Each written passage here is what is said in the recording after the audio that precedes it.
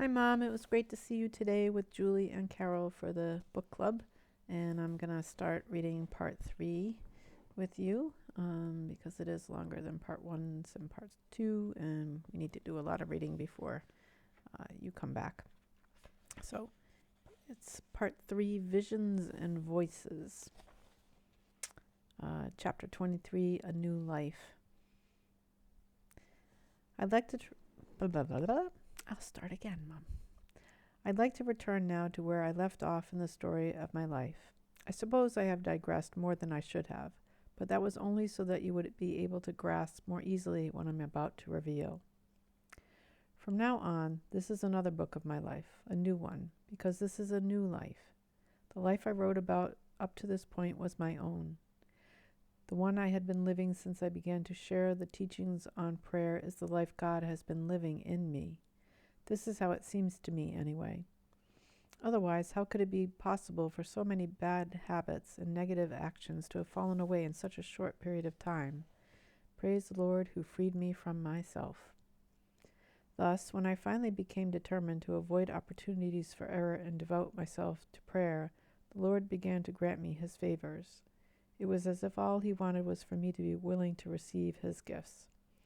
His Majesty blessed me with the prayer of quiet on a regular basis, and quite often gave me the prayer of union, which absorbed me for long periods of time. During those years, there was a movement spreading throughout Spain in which the devil was preying on certain women called Luminists, causing them to fall into serious spiritual delusions. I was terrified of this happening to me, but it's not as if I had any power to fend off the wondrous sweetness and delight I had experienced in prayer. Besides, I was always left with this unshakable certainty that it came from God. When I observed that it emerged from these states strengthened and improved, it only confirmed my faith that they were real. But as soon as I became distracted, I grew afraid again.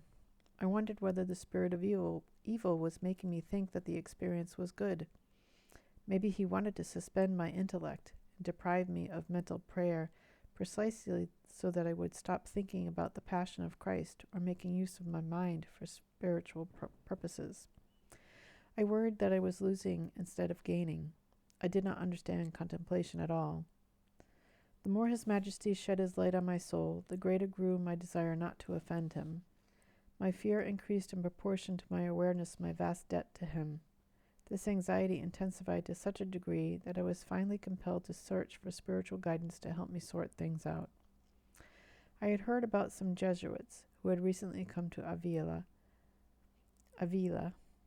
and I had always been very attracted to the Society of Jesus. I didn't know any of the members personally, but I was impressed by what I had been told about their way of life and the method of prayer they practiced.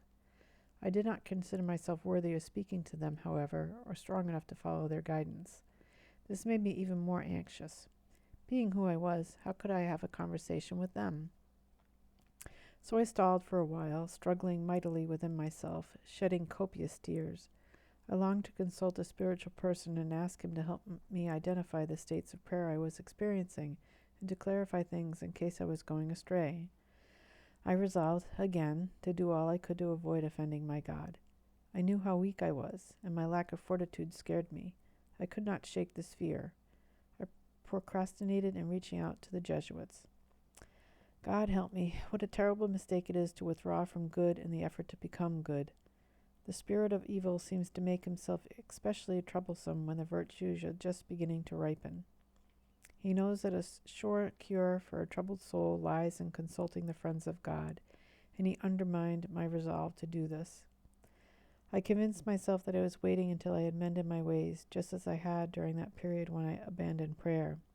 I was so caught up in all my little bad habits that I didn't even see how bad they were.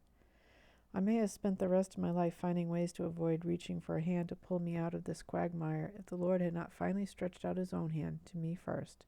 May he be blessed. When I noticed that my fear was escalating in proportion to the progress I was making in prayer, I couldn't figure out if my experience was very bad or very good. I understood that there was something supernatural about my prayer because I was not always capable of resisting these states, nor could I conjure them up whenever I wanted to. I thought to myself, all I can do is try to keep my conscience clean and avoid opportunities for missing the mark, even in small ways. I came to the conclusion that if the prayer came from the Spirit of God, I could only gain from the practice of purifying my conscience. Whereas if the spirit of evil was responsible, my effort to make myself right with God certainly couldn't do me any harm. In fact, the spirit of evil would be the loser. And so that's what I decided to do. But after a few days of striving and beseeching God to help me on my way, I realized that my soul lacked the strength to attain such perfection on my own. I still had some attachments. They were not so terrible in and of themselves, but they were enough to spoil everything. People were talking about a learned priest named Gaspar Daza and Avila. The Lord had begun. I had a hard time saying that because I'm not saying Saint Teresa of Avila. If I say it all together as her last name, then I can say the town. Anyway, the Lord had begun to reveal this man's life of goodness and holiness to the world. I tried to make a connection with him through a mutual acquaintance, a saintly gentleman named Francesco de Salcido, another citizen of our city. Don Francesco is a householder, but lives such an exemplary and virtuous life and has such a prayerful and generous heart that his integrity radiates throughout the community. There is ample cause for Don Francesco's reputation for perfection. He has done many souls a tremendous amount of good. He has so many gifts that even his status as a married man cannot prevent him from using them. He is extremely intelligent and exceedingly kind to everyone. His conversation is never tedious, but always gentle and gracious, as well as honest and insightful. Everyone who talks with him feels delighted by the exchange. He directs all things toward the greater good of every single soul with whom he comes in contact. He seems to be entirely focused on doing whatever he possibly can to soothe and serve everyone he meets. It was through the diligent intervention of this blessed man that my soul was saved. I was in awe of his humility. I think he has been practicing prayer for almost 40 years, maybe 2 or 3 years less than that, I'm not sure. He lives as perfect a life as his family state will allow. His wife is a great servant of God, charitable and angelic, so she does not hold him back in any way. In fact, God seems to have chosen her to be the companion of a man he knew would also be a great servant of his. Don Francesco and I happen to be distantly related. So Don Francesco arranged for that learned priest to come visit me. The two men were close friends. I was hoping to take this priest as my guide and confessor. When Don Francesco brought Father Daza in to speak with me, I was intimidated in the presence of such a holy man. I tried to tell him about my soul and my experiences in prayer, but he didn't want to hear my confession because he was too busy. Not long after that, Father Daza began to guide my soul with holy determination. He treated me as if I were much stronger than I was. And indeed, after the heights of prayer he knew I had experienced, I should have been strong enough to avoid offending God in any way whatsoever. When I saw how determined he was to get me to give up all those little flaws I was still caught by, I became deeply distressed. I did not have the courage or fortitude to transcend these things so immediately and so perfectly. I began to realize that his insistence that I die to all my soul's attachments at once might be dangerous, and I decided to exercise more caution in our relationship. I guess what I'm trying to say is that I came to the conclusion that this priest's methods were not best suited to my soul. I could not make use of what he gave me because his gifts were appropriate for a more perfected soul.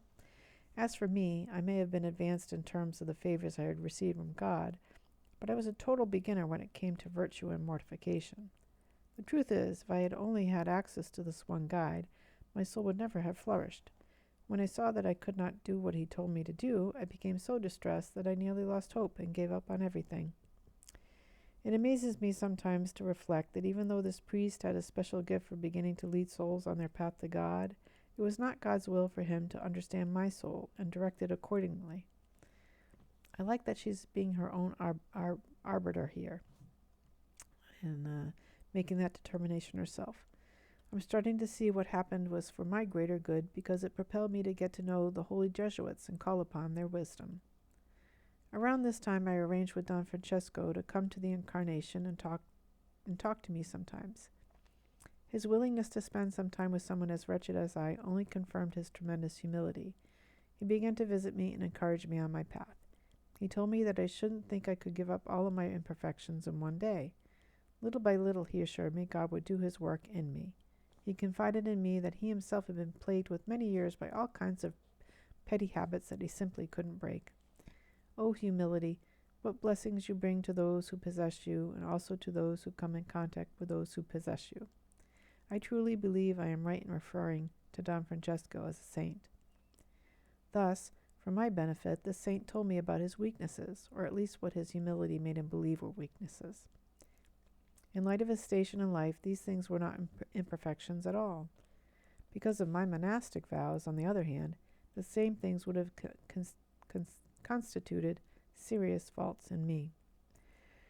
I am not telling you all this for nothing. It seemed like I am making a big deal of trivial things, but these things are of vital importance to a fledgling soul when she is first learning to fly.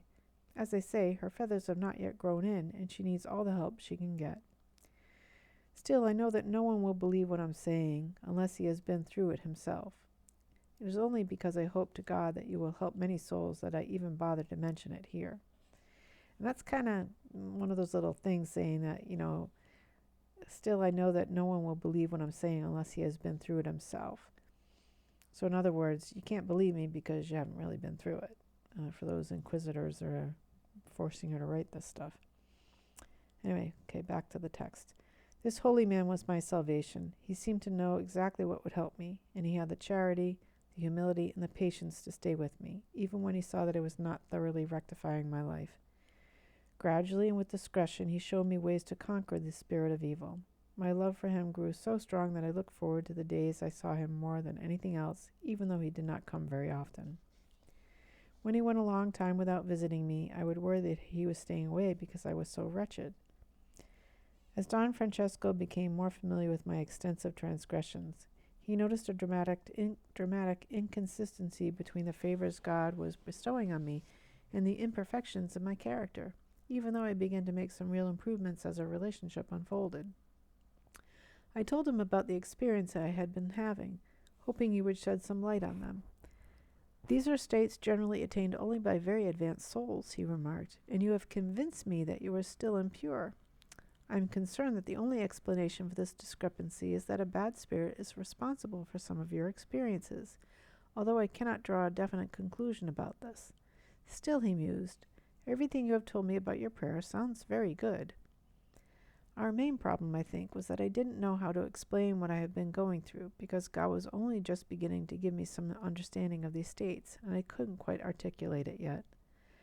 Don Francesco's fears blended with the fear I was already feeling, and I became extremely distressed. I cried and cried. All I had ever wanted was to please my God. I could not persuade myself that the devil had anything to do with my sublime experiences.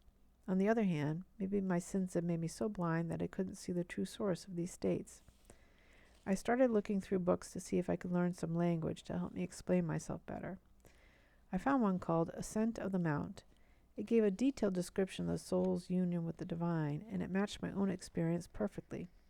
It said that in the midst of this state of prayer, all thinking ceases. That's just what I have been trying to say. When I enter into that place, I can no longer think of a thing. I marked the relevant passage and gave the book to Don Francesco. Please, Father, I asked him, share this with Father Daza. Maybe between the two of you, you might be able to look it over and tell me what I should do. I will give up prayer altogether if that's what you think would be best. Why would I want to keep placing myself in harm's way? If I had made no progress after almost 20 years of practicing prayer, and had only succeeded in getting myself ensnared by the devil, I might as well quit practicing. Yet the thought of giving up made my heart unbearably heavy. I had already experienced what happened to my soul when I stopped practicing prayer. No matter which way I looked, I saw tribulation. I felt like a person caught in the middle of a river trying desperately to get back to the shore. Wherever he turns, he faces greater danger. He is on the brink of drowning. This is a terrible trial, and I have suffered many like it, as you will soon see. Maybe it doesn't seem like an important issue to you, but it might be helpful in understanding how the spirit is tested. Spiritual directors need to be especially careful when they are dealing with women. We are more sensitive, and it can damage us to be told directly that the spirit of evil is the cause of our inner states. This can create terrible suffering. Yet women should seriously consider this opinion and turn away from any danger they may be facing. Also, they should be counseled to keep certain experiences secret. Their spiritual guide should guard these women's secrets too. I am speaking from the perspective of one who has suffered a bitter trial in this respect. There are men with whom I have discussed my inner life who have not kept it secret. By checking my experiences with this one or the other one, they have done me great harm. They have spread private things about me that should have been kept private. These matters are not for everybody, and then they make it look as if I were the one who had broadcast these things. I believe it was not really their fault. I believe the Lord allowed this to happen to test me. I'm not saying, by the way, that they disclosed things I had shared with them during confession, but these were men to whom I gave a full account of myself because I thought they might enlighten me, and instead they betrayed me. They should have kept quiet. I never dared to conceal anything from these men. All I'm saying is that men should use more discretion in counseling women like me. They should encourage us, waiting patiently for the Lord to give them the help they need to help us. My excessive fear made me particularly vulnerable. If the Lord had not helped me, I would have been in big trouble. Given my weak heart, I'm astounded that more damage wasn't done to me. And so I handed Don Francesco a written account of my experiences in prayer and accompanied this with a verbal explanation. Since he was a layman, this was not a confession, of course. I simply made it clear how very wretched I was. Don Francesco shared all this with Father Dazer, and the two men pondered with great charity and love what had been best for my soul. I waited for their answer with intense trepidation. I asked everyone I knew to pray for me during this time, and I prayed a lot for myself. Finally, one of the two men came to me, and with heart-wrenching anguish in his voice informed me that they had come to the mutual conclusion that the source of my experiences was the devil. They advised me to consult the Jesuits. If I told them I was in trouble and asked them to come, they would certainly come. I was instructed to tell the Jesuits everything, all about my life and the states of prayer I had experienced. Offer a very frank confession, they said, so that the power of the sacrament may enlighten the confessor, and he will be able to guide you correctly.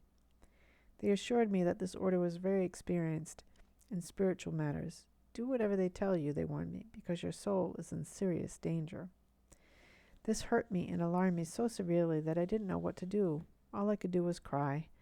I was sitting in the oratory in deep pain, wondering what would become of me, when I opened a book. The Lord must have placed it in my hands. I read the words of St. Paul, who assured us that God is very faithful, that he would never let those who love him be deceived by the devil. I found this profoundly consoling. I began to prepare for my general confession, writing down all the good things and the bad ones. I was trying to present the clearest account of my life I possibly could.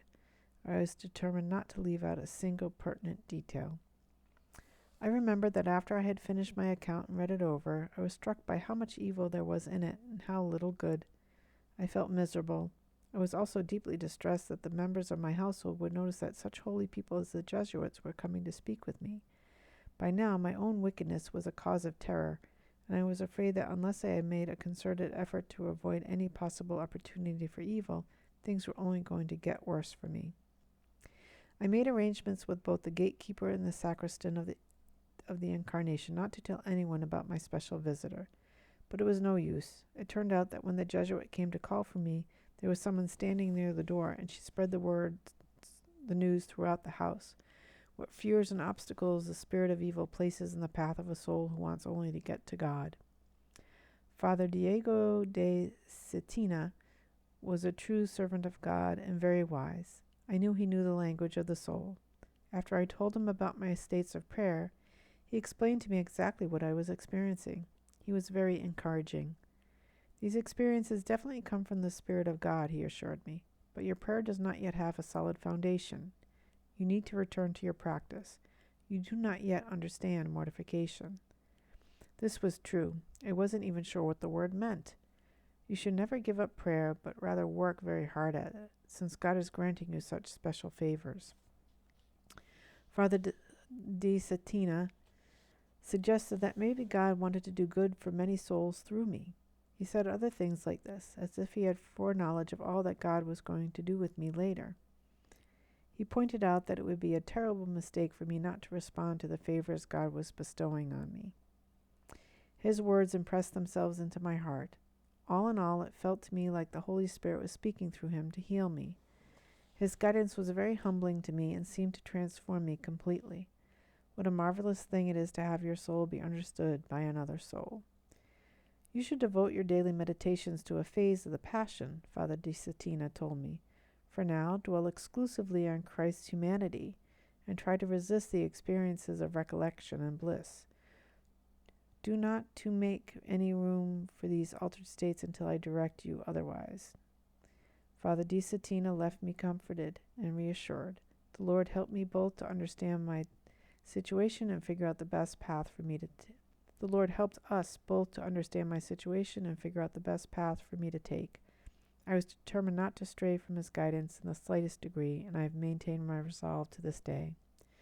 Praise be to the Lord who has given me the grace to obey my spiritual directors, even if I do not always do so perfectly.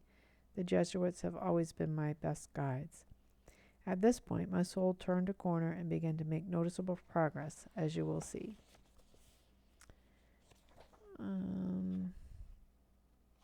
I think I'll read one more. It's short. So, chapter 24, Resisting the Gifts. My confession to Father Di Settina soothed my soul.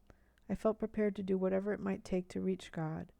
Although my confessor did not pressure me in the slightest, I felt compelled to change my subtle habits.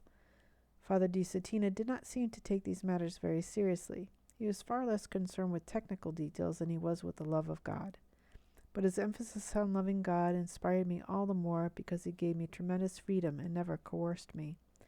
I spent almost 2 months trying with all my might to resist God's favors and gifts. The changes inside me began to show on the outside.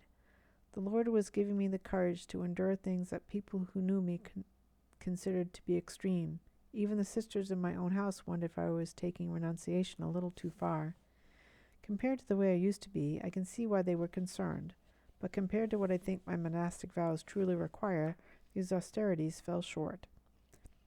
By resisting God's gifts and favors, I gained something even better, direct knowledge of God himself. I used to think that I had to be in solitude to receive the blessing of his presence and prayer. I would seclude myself and hardly dare to stir. Then I found out that solitude has nothing to do with it. The more I tried to distract myself, the more the Lord enfolded me in his sweetness. His glory seemed to surround me everywhere I went. There was nowhere to hide from his grace. My intense effort to repress these states was painful, but the Lord's desire to bless me and reveal himself to me overpowered my best intentions to resist. During these 2 months, he made his gifts and favors more dramatic than ever before, eradicating any last shred of doubt that I had the power to resist them. I renewed my love for Christ's sacred humanity. The foundation of my practice began to take shape, and the edifice of prayer settled into place. The austerities that my illnesses had prevented now became irresistible to me. The holy man who heard my confession speculated that maybe the reason God gave me such poor health was because I had not done enough penance, and so his majesty had created some for me. Father Di Settina ordered me to do some austerities that made me exceedingly uncomfortable, but he assured me that they could do me no harm. I did everything he told me. It felt as if the Lord himself were telling me to do what to do. God gave this man the ability to direct my soul and gave me the ability to obey him. I became so sensitive that every time I began to offend God, even in the smallest way, I felt it in my soul. If I was holding on to some petty luxury or comfort, I could not recollect myself in prayer until I had given it up. I fervently prayed for the Lord to hold me in his hands. Now that he had connected me with his servants, I beseeched him not to allow me to turn back. I felt that if I were to fall, it could damage the reputations of my spiritual guides. Around this time, Father Borgia, Francis Borgia, who had once been Duke of Gandia, came to Avila. He had given up all his worldly wealth and status to enter the Society of Jesus. Father Di Settina and the holy gentleman I told you about, Don Francesco, arranged for me to speak with him. Father Borgia was renowned as a very advanced soul who had been given great gifts from God. He had sacrificed many things for God, and God had already repaid him even in his lifetime. Since I was making such dramatic progress in prayer, they thought it would be helpful for me to discuss these things with him. Well, after Father Borgia had listened to my account, he told me that my experiences definitely came from the Spirit of God. I see no reason for you to continue trying to push these gifts away, he said. I can see how this resistance has been an appropriate practice up to now, but it would be a mistake to continue it. The time has come to embrace all blessings. You should still begin each period of silent prayer by meditating on a phase of the Passion, but then if the Lord transports your spirit, you must let him take it. But you shouldn't try to make this flight of the spirit happen on your own either. Since Father Borgia was so evolved, he knew the right medicine to give me and the advice that would be most useful. His counsel deeply consoled me. My friend Don Francesco was also very relieved to hear that my experiences came from God. This helped him to help me in many different ways. Right around this time, my confessor, Father Di Settina, was transferred away from Avila. I was heartbroken. I was convinced that I would never find another guide like him, and that I was bound to slide right back into my wicked ways. It felt like my soul had been banished to the desert. I was inconsolable and filled with anxiety. I didn't know what to do with myself. A relative of mine arranged for me to go and stay with her for a while, which indirectly led me to finding a new Jesuit spiritual director. First, the Lord brought me into friendship with a young widow of noble family named Dona Guiamar de Ulloa. Dona Guiamar was a devout practitioner of contemplative prayer and a very close friend of the Jesuits. I stayed at her house for many days, and she had me speak to her own confessor. Simply listening to the holiness of their conversation uplifted my soul. My new spiritual director, Father Juan de Predenos, began to guide me toward greater perfection. Hold nothing back from God, he told me. Father Juan led me with great gentleness and skill. My soul was still very fragile. I was not strong enough to give up some of my friendships voluntarily. I didn't believe that I was offending God through these connections, but I was inordinately attached to them. It felt like it would be ungrateful for me to walk away from them. Pray about these relationships, Father Juan said. If you recite the Veni Creator, God will enlighten you about the best thing to do. One day, after I'd spent a long time in prayer begging the Beloved to help me please him in every way, something happened that changed my life. I was beginning the hymn from when a rapture came upon me so suddenly that it almost carried me out of myself. It was the first time God had even given me the gift of rapture, and it was so powerful that I could not possibly doubt what was happening. In the midst of it, I heard these voices. From now on, I no longer want you to speak with human beings, but with angels. I was terrified. The transport was so intense, and the words resonated so deeply that I couldn't help but be afraid. Yet once I adjusted to the novelty of the experience, the fear faded, and I was filled with a sense of deep consolation. These words have been fulfilled. Since that day, the only people I have been able to form close bonds of friendship with are those I believe are loving God and trying to serve him. If they're not, it's difficult for me to feel much affection for them or find any comfort in their presence. This has been something that is beyond my control. If it doesn't matter whether these people are old friends or even relatives, if the person does not seem willing to love and serve God, isn't interested in discussing the spiritual path, it is a painful cross for me to deal with them. Ever since then, I have had the courage to give everything up to God. It seems to me now that all he ever wanted was my utter transformation. Commands were pointless. My spiritual director saw how attached I was to certain friendships, but he did not dare say that I should give them up. He had to wait until the Lord did it for me. I couldn't give them up on my own either. I had tried, and the distress it caused me was so severe, especially in light of how innocent and good these relationships were, that I abandoned the effort. But now the Beloved himself set me free and gave me the strength to do his work. I told the spiritual director what had happened, and I let everything go just as I had been told. It did my guides a lot of good to witness the determination in me. May God be forever blessed. In an instant, he gave me the freedom that I could never attain through all my hard work over so many years. I had often jeopardized my health by trying to force myself to give up things I was not ready for. But since he who is the all-powerful and true Lord of all did it for me, I felt no pain. So that was the end of chapter 24, Resisting the Gifts. So, and the next one is Spiritual Voices. So That's enough for now, Mom. I hope you had a good day with Peter at the respite care. And I look forward to connecting with you again soon over the Book of My Life by St. Teresa of Avila. All right. Love you. Love to Peter and Mariam.